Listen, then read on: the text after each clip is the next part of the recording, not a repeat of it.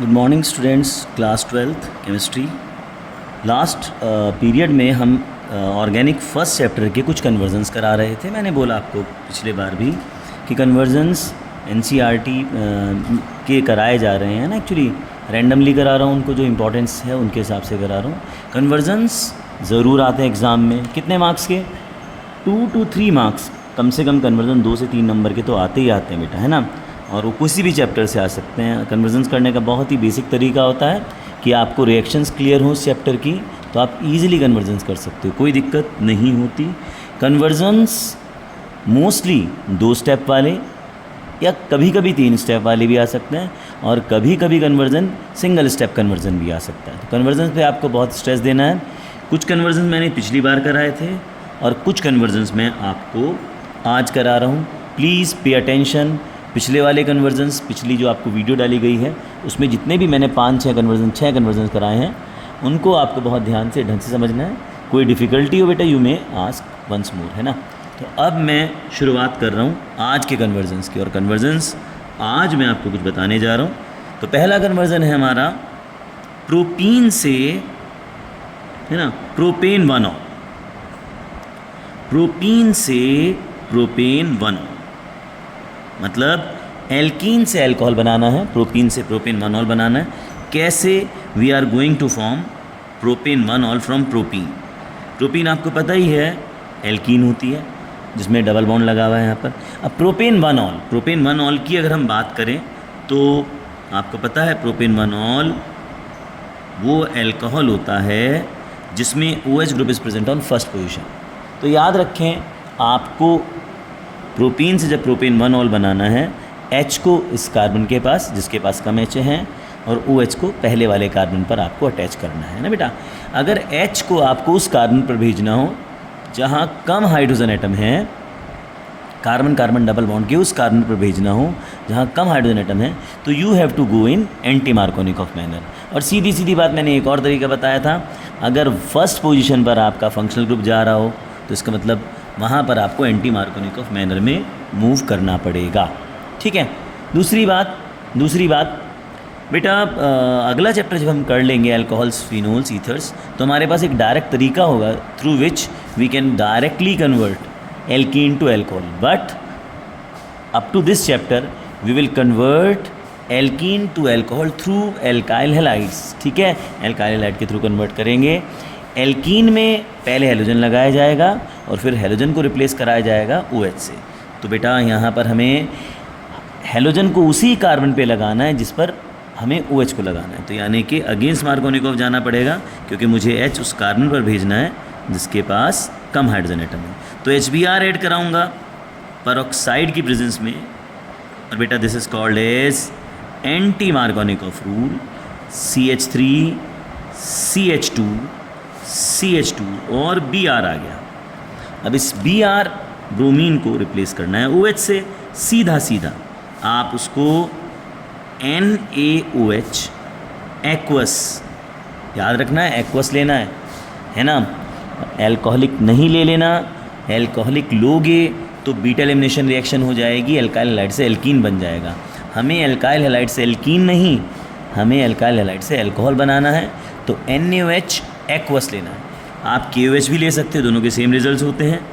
NaBr निकला और ये आपका CH3 CH2 और OH आ गया। दिस इज़ प्रोपीन से प्रोपेन 1, ऐसे हो जाएगा। होप आपको क्लियर हो रहा होगा। अब कन्वर्जन देखिए एक और बढ़िया सा इम्पॉर्टेंट है, दैट इज़ 1 ब्रोमोप्रोपेन से 2 ब्रोमोप्रोपेन। तो फिर आपको पोजीशन ब्रोमो ग्रुप की चेंज करनी है, 1 से 2 पे लगाना है। ब्रोमो को फर्स्ट कार्बन से सेकंड कार्बन पे लगाना है। दिस इज 1 ब्रोमोप्रोपेन, है ना। तो हाइड्रोजन, पहले हैलोजन को हटाना है और फिर हैलोजन की पोजीशन चेंज करनी है, फर्स्ट से 2 पे जाना है। तो सीधी सीधी बात, 1 से 2 पे जाए एंटी मार्कोनिकॉफ नहीं, मार्कोनिकॉफ मैनर। और अगर 2 से 1 पे जाता तो एंटी मार्कोनिकॉफ मैनर होता। तो पहले उसको हटाना है। और मैंने बताया, अभी पिछली कन्वर्जन में बताया कि अगर आपको हैलोजन को हटाना हो, है ना, एलिमिनेशन कराना हो तो बेटा आपको करानी पड़ेगी बीटा एलिमिनेशन रिएक्शन। उसके लिए NaOH या KOH जो भी है एल्कोहलिक ले लेंगे। उसके लिए NaOH या KOH एल्कोहलिक ले लेंगे। तो आप एक्वस ले रहे हो NaOH तो सब्स्टिट्यूशन हो रहा है, Br की जगह OH आ रहा है। लेकिन अगर आप NaOH एल्कोहलिक ले रहे हो तो वहाँ एलिमिनेशन रिएक्शन हो रहा है और आपकी एल्कीन बन रही है। तो बेटा इसमें एलिमिनेशन कैसे होता है, अल्फ़ा पोजीशन से तो आपका Br जाएगा और बीटा पोजीशन से H जाएगा। Br कंबाइन कर जाएगा Na के साथ, H कंबाइन कर जाएगा OH के साथ। तो ये आपका CH3CH डबल बॉन्ड CH2 बन गया। ठीक है ना, हटा दिया। और फिर आपको लगाना है, कौन सी पोजीशन पे लगाना है बेटा, फर्स्ट पोजीशन पे लगाना है, नहीं सेकंड पोजीशन पे लगाना है, फर्स्ट से सेकंड पे जाना है। तो सीधा सीधा H उसके पास जाएगा जिसके पास ज़्यादा हाइड्रोजन एटम है, यानी कि you have to move in Markovnikov manner. तो सीधा सीधा Br ऐड कराइए ना बिना पेरोक्साइड लिए हुए, है ना, और नीचे लिख दें मार्कोनिकॉफ।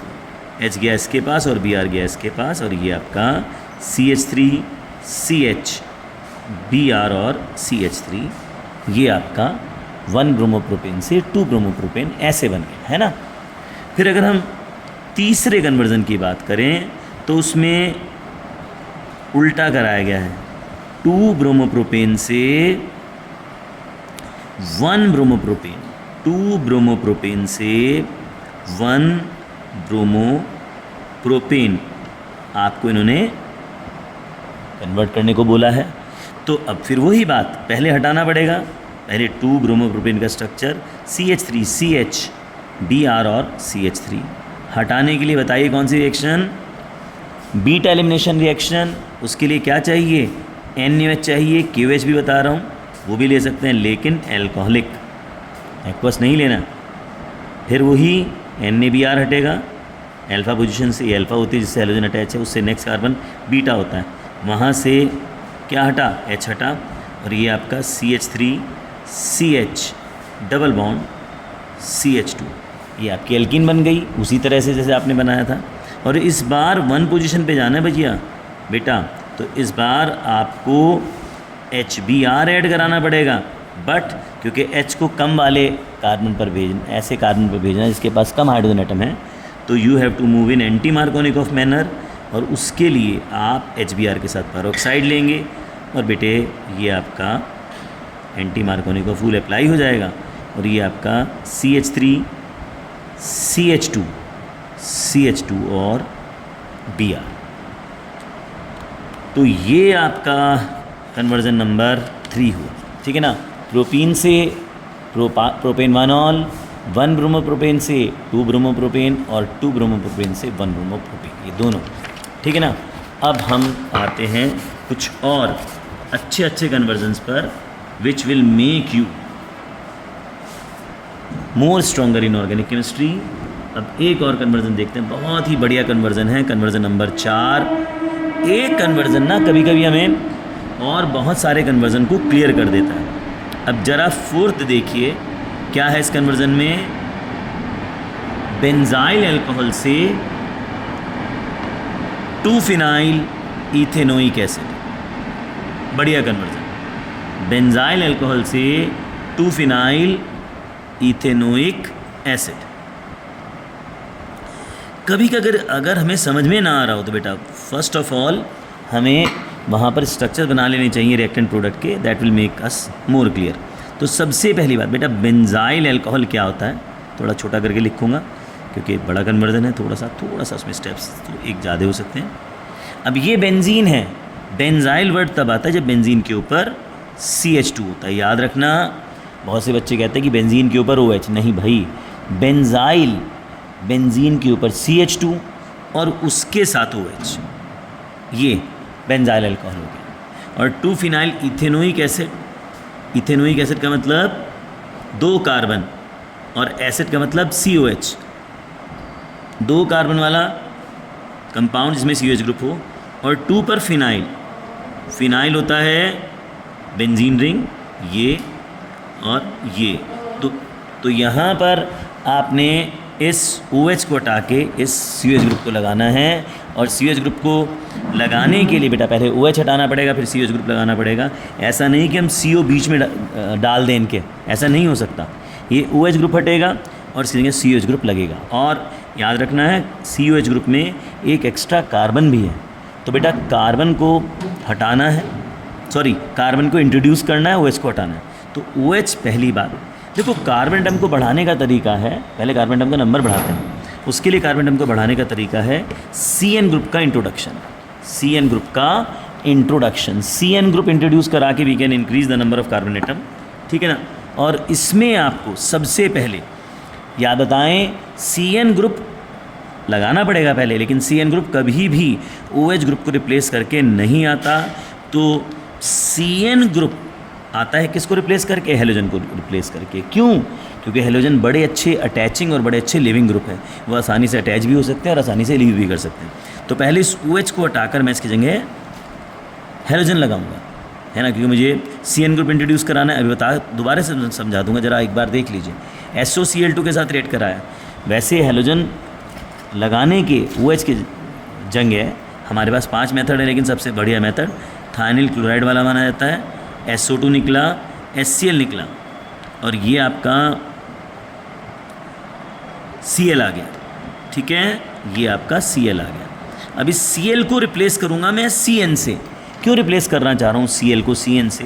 क्योंकि कार्बन एटम का नंबर बढ़ाना है, और कार्बन एटम के नंबर बढ़ाने के लिए KCN लूँगा, NaCN भी ले सकता हूँ, एक्वस एल्कोहलिक, और यहाँ से KCl निकला और यहाँ पर भैया क्या आ गया?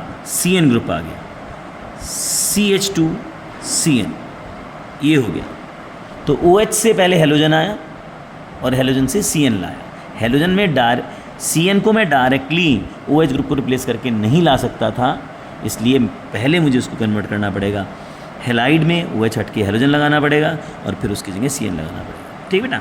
अब इस CN ग्रुप, एक बहुत इंपॉर्टेंट बात है जो आपको हमेशा हमेशा हमेशा के लिए याद रखनी है, जहाँ भी आपके पास एक CN ग्रुप हो, एक्चुअली C और N के बीच में ट्रिपल बॉन्ड होता है, दिखाया जाए या ना दिखाया जाए, इसका जब भी हम हाइड्रोलिसिस कराते हैं, वाटर के साथ हाइड्रोलिसिस कराएं, है ना, एसिड या बेस की प्रेजेंस, तो यहाँ से वाटर के 3 मॉलिक्यूल के तीनों H, और यहाँ से नाइट्रोजन N और 3H NH3 बनाते हैं, और इस कार्बन पर 3 OH ग्रुप आ जाते हैं।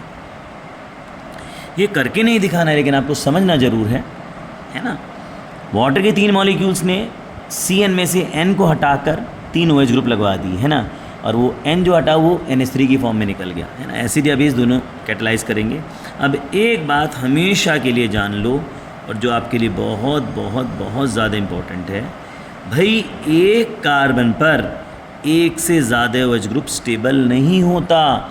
एक कार्बन पर जब एक से ज़्यादा OH ग्रुप हों तो वहाँ से वाटर मॉलिक्यूल निकल जाता है, H2 निकला, एक वैलेंसी C की फ्री हुई, C की वैलेंसी फ्री OH के जाने से, एक वैलेंसी O की फ्री हुई H के जाने से, तो C और O के बीच में डबल बॉन्ड आ जाता है और ये COOH ग्रुप में कन्वर्ट हो जाता है। तो सीधी सीधी बात ये है, CN ग्रुप का जब भी हम करा के नहीं दिखाना है कन्वर्जन में, डायरेक्टली HOH माने वाटर, H पॉजिटिव और OH नेगेटिव यानी कि एसिड या बेस, और बस यहाँ से NH3 निकलना है और बस ये CN ग्रुप कन्वर्ट हो जाएगा COOH ग्रुप में। कन्वर्जन्स में हमें अगर स्टेप्स इंटरमीडिएटली हो रहे हो तो दिखाने की ज़रूरत नहीं होती, कोई बैलेंस नहीं करना होता। तो बस सीधी सीधी बात याद है कि हमें बेंजाइल अल्कोहल से 2-फिनाइल इथेनोइक एसिड बनाना था, तो OH को पहले मुझे एक CN ग्रुप इंट्रोड्यूस करना है, लेकिन CN ग्रुप OH ग्रुप को रिप्लेस करके नहीं आ सकता, वो हेलोजन को रिप्लेस करके आएगा।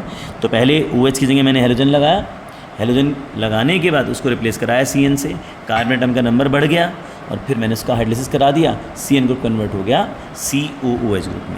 होप आपको समझ में आ गई होगी। एक और बात बता दें बेटा आपको, अगर कोई भी फंक्शनल ग्रुप जैसे OH है, यहाँ हेलोजन है, यहाँ CN है, यहाँ COH है, अगर वो बेंजीन रिंग से डायरेक्टली अटैच नहीं है तो वहाँ पर बेंजीन रिंग आपका एक सब्स्टिट्यूएंट की तरह एक्ट करता है, उसको फिनाइल बोलते हैं ना बेटा। एक बात तो ये याद रख लो।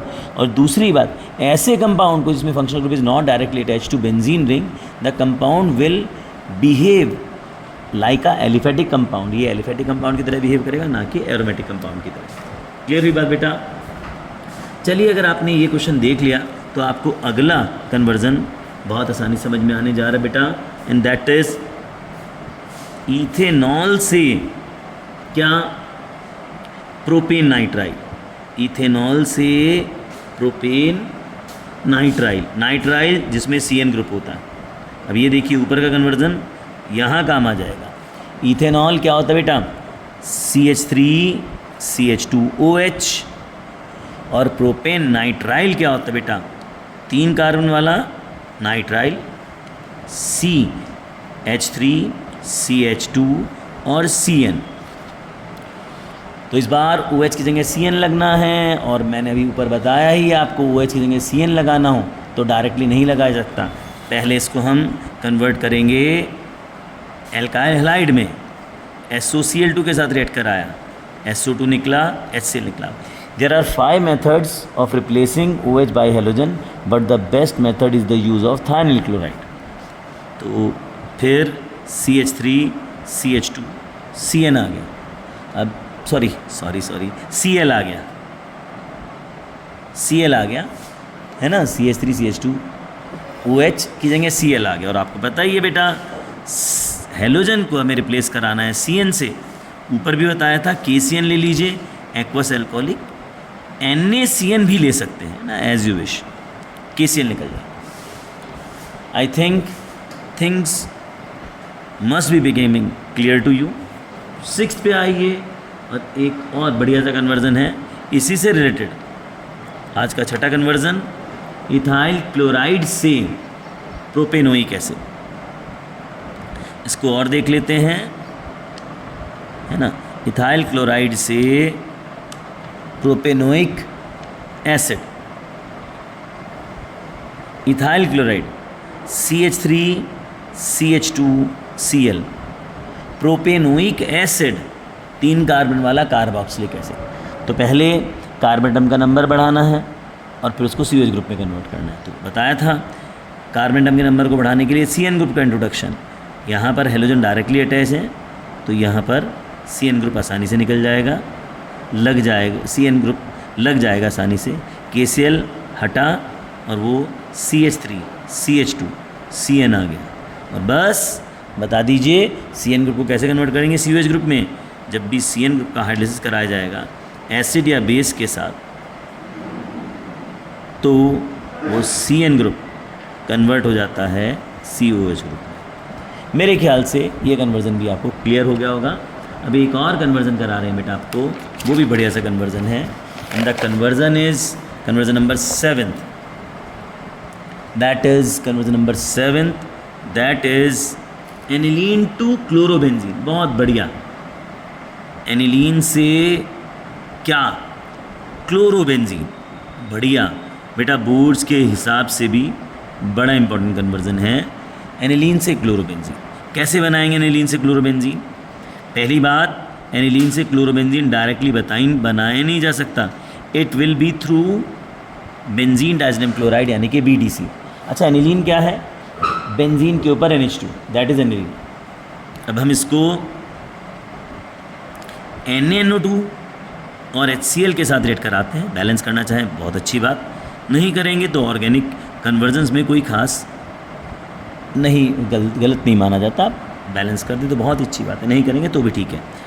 यहाँ से बाई प्रोडक्ट निकाल के दिखाना चाहें, दिखाने चाहिए, NaCl निकलेगा, H2 निकलेगा, और ये आपका बन गया BDC। अच्छा, टेम्परेचर यहाँ शो करना बहुत ज़्यादा इंपॉर्टेंट है, temperature you have to show.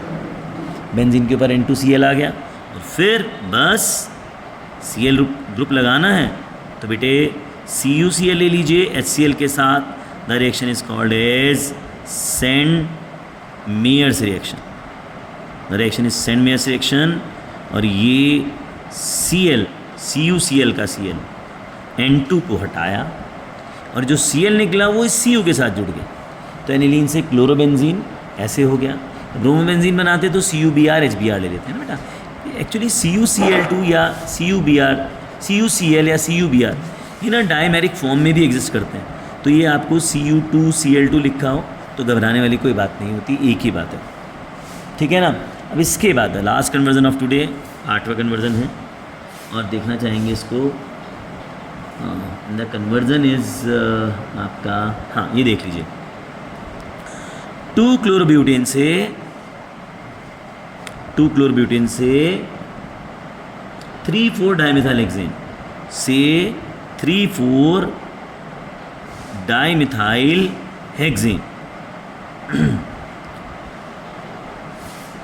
2 chlorobutane से 3,4 डाइमिथाइलहेक्सेन। अब ब्यूटेन में कितने कार्बन? 4, और डाइमिथाइलहेक्सेन में, हेक्सेन में कितने? 6, और 2 मिथाइल ग्रुप भी हैं, उनके भी कार्बन काउंट करेंगे, 6 और 2 8, यानी कि आपका ब्यूटेन से 3,4 डाइमिथाइलहेक्सेन बन रहा है, यानी कि कार्बन एटम का नंबर जस्ट डबल हो रहा है, और कार्बन एटम का नंबर किसी रिएक्शन के बाद जस्ट डबल हो रहा है, और डबल बढ़ रहा है और डबल हो रहा है, तो बेटा that will be possible through Wurtz reaction, only Wurtz reaction के द्वारा होगा।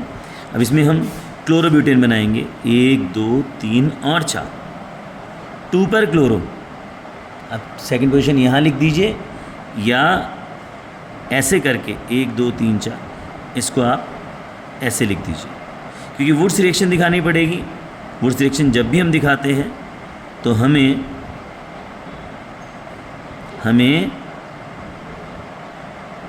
दो मॉलिक्यूल लेने हैं, दोनों के हेलोजेंस को आमने सामने रखना है। एक ये हो गया, Na ले लिया, Cl CH CH3 CH2 CH3, और Na के साथ रिएक्शन प्लस कर लीजिए, 2Na, सोडियम की कोई भी reaction is carried out in presence of dry ether, तो बेटे ये आपका CH3 CH2 CH CH3 CH CH3 CH2 और CH3, क्योंकि यहाँ से Cl और यहाँ से Cl निकला NaCl की फॉर्म में, और दोनों कार्बन ये जुड़ गए, तो CH3 CH2 CH CH3 CH CH3 CH2 CH3, ये आपके पास बन गया 2,3,4 डाइमिथाइलहेक्सेन।